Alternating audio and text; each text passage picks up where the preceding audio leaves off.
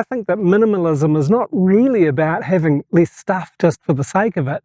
It's about making space for what really matters. And minimalism doesn't start in your office or your kitchen or your garage. It starts in your mind. It's about making space and decluttering your mind, making space for what really does matter in life. And once you stop multitasking and habitual busyness, you'll find out in reality that it's all still there.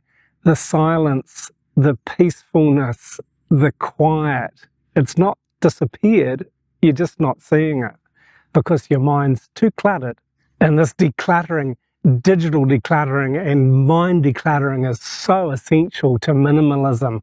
And once you start, you'll realize that you see more, you hear more, you smell more, you taste your food differently.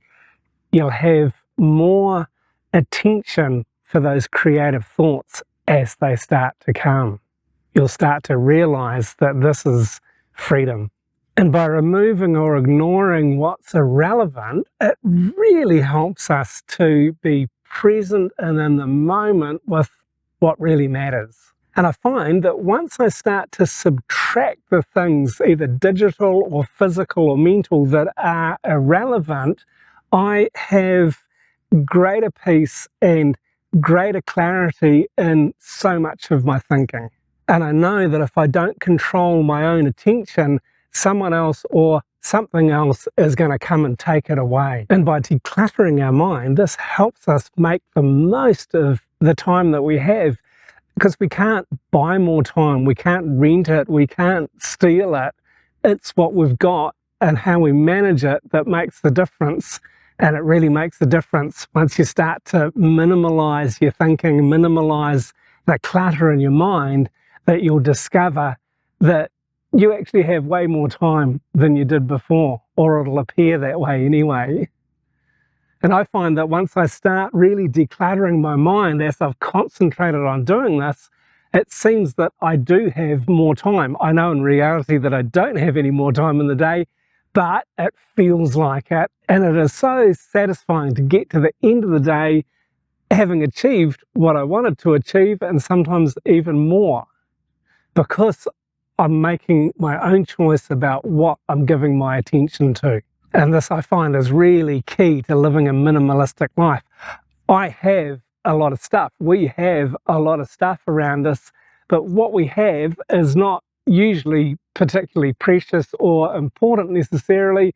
It's functional, it's practical, we use it when we need to. But it's not clutter, and it's not cluttering our minds. And every now and again, sure, I'll go through and think, no, that corner of the storeroom needs to be cleared out. And generally, most of it will go. If I haven't used it or it's not relevant anymore, then I will give it away, or I'll recycle it, or make some use of it some other way, or just chuck it out. And to declutter, it's a good idea to start small, whether it's physical declutter or mental declutter or emotional declutter. Well, I guess unless you're moving a house, that's a great way to physically declutter. You've got a great opportunity.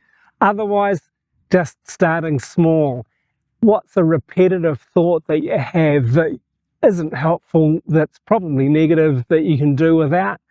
Just cut it out. Have something else in mind to think about. Have a template, if you like, to think about something else when that repetitive negative thought comes into your mind. Just block it and think about something different. This is how I manage it. Or declutter your desk. Don't try and declutter the whole office, or start with one kitchen bench space that has got too much stuff on it that's not regularly used.